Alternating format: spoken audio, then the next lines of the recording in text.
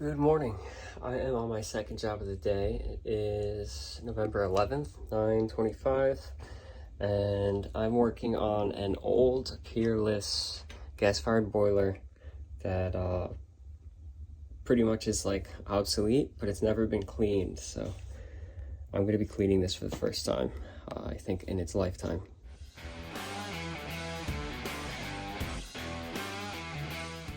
Here is that boiler. I did already shut the gas off, disconnected our union here. I'm gonna pull these two wires off, 1 and 2, which is power to our gas valve. And then we have another union there. I'm gonna disconnect. That way I could pull this whole gas valve assembly out of the way, because I need to pull the whole burner manifold out in order to clean this. So I'll disconnect that union, pull this gas valve out, and see how it looks. Okay, union here is disconnected. And pull this out right here. There's our gas valve. Put it off to the side. See what we have going on here. So we have a hot surface igniter, which the homeowner has changed himself, and he does have an extra one here in case it's needed. Flame sensing rod right there. So let me get my flathead out. Stuck in the bottom.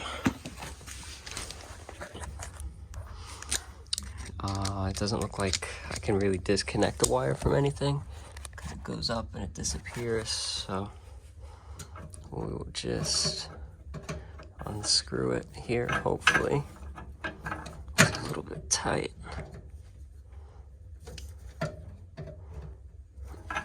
Oh, there we go. So, interesting that it works off a hot surface igniter, and no pilot. Just lets gas in to the burners and ignites and senses flame. But what was happening for him, which I didn't witness, is a big puff back when it ignited. So he's been living here for a long time. He knows it's never been cleaned since he was here, so I didn't even bother to see it happen. I'm just gonna go right into cleaning it. Oh, look at that. Filthy flame sensor. That is absolutely caked. So we'll put this screw right here. Hopefully we don't lose it. Actually, why don't I just use my screw holder. And let's see, we got a ground screw here. And I'm going to disconnect that ground and this hot surface igniter wire off camera. Okay, so I just undid this bolt, this bolt, this bolt, and this bolt. And it looks like it'll come out. And you know what? It doesn't look like it's terrible. At least the orifices don't look like they're terrible, but who knows how they are on the inside. And there's a lot of debris here. There's a lot of debris there, so I wouldn't be surprised if some made its way in. But I'll give you a look on the bottom with the flash on. And what do we got? Fairly clean. So I'm going to get started. What will I do? Guess I'll do these screws here, pull the burners off this actual box here, and see how they're doing. Okay, so I pulled all the burners out, and I put them in order. I don't know if it really matters, but see, can't really see any buildup inside of it. But let's flip them over and we'll tap them out and see.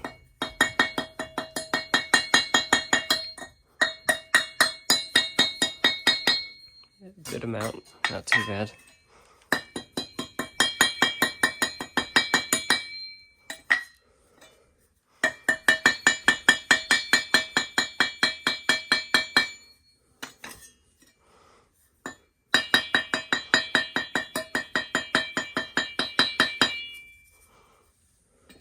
Okay, so I'm gonna grab a vacuum. I do have a wire brush for my drill, so I can clean everything off. The battery is good. Grab a vacuum, clean out the majority of the dust, and then I'll start scrubbing everything if need be.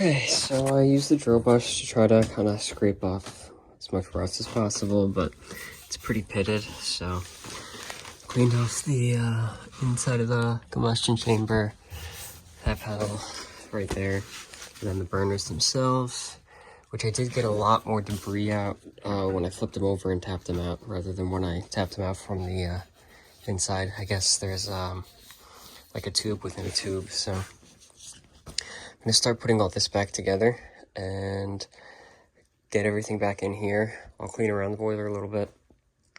I'll clean off that flame sensor with just some scratchy paper, and we'll ohm out his hot surface igniter, make sure that's good, and hopefully we can get it fired up. I am gonna stick my vacuum up in here, just get the light coating of, I guess, ash that's there, and see how it goes. Okay, so this is all put back together pretty much. So I will slide it in.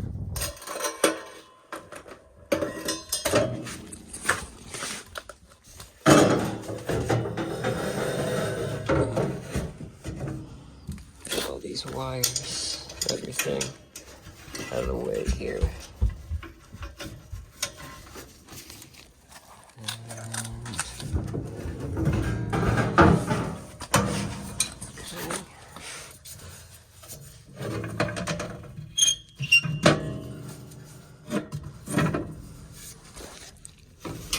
Insulation getting caught on this side. There we go. And that's it. So we had all of these nuts and washers.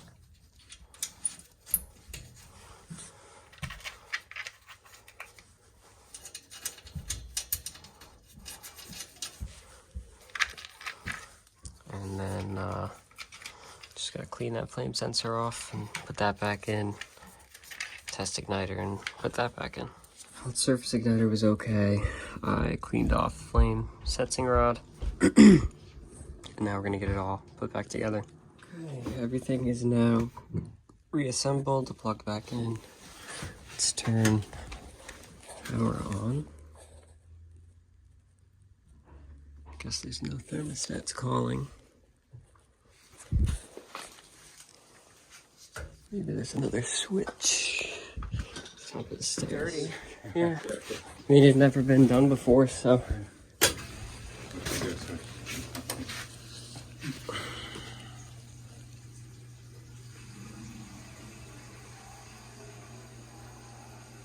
Flame came out pretty far back. I mean, I don't know. This far? I mean, not that far, but not that far. But here's the thing. Let's see.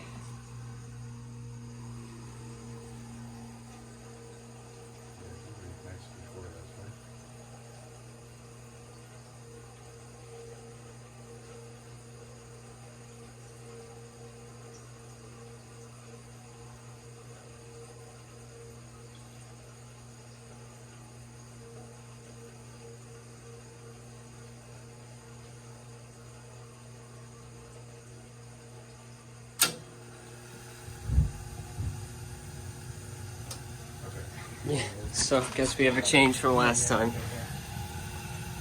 Nothing humbles you like seeing the. Yeah. Seeing something like that. Now you might smell a little bit of burning Yeah, just right. from the WD-40 and everything burning off. But I'm gonna do a combustion test.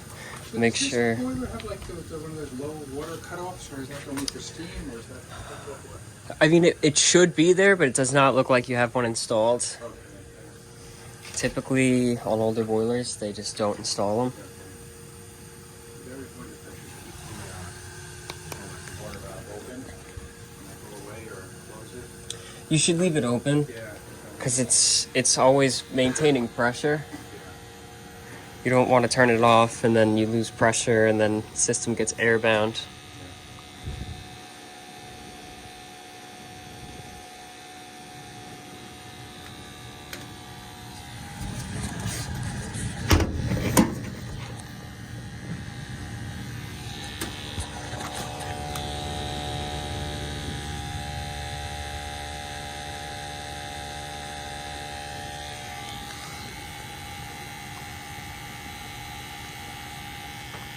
Okay, so it's burning nicely for being from 1989 and never being cleaned. We had a good draft.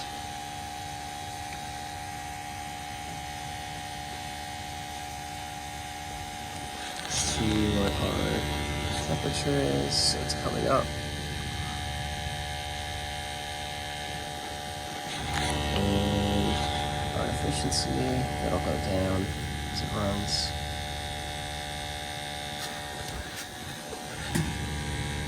Hopefully our CO drops. There's a CO2. There's our draft. So our undiluted CO. Our oxygen.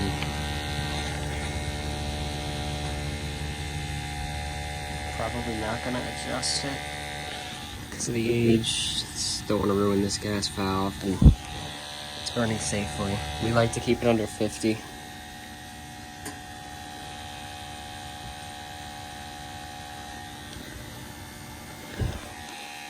Looks like our numbers stopped moving, so I'll print these results out and attach them to the boiler. We have flow.